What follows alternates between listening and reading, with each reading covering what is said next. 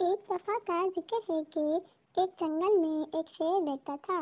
ایک دن وہ شیر سو رہا تھا کہ اچانک ایک چوہا وہاں سے آ گیا اور شیر کے بالوں میں گھس کر کھیلنے لگا۔ اچانک شیر کی آنکھ کھل گئی۔ اس نے چوہے کو پکڑ لیا۔ چوہا ڈر گیا اور شیر سے منت کرنے لگا کہ مجھے چھوڑ دو، میں آئندہ ایسا نہیں کروں گا۔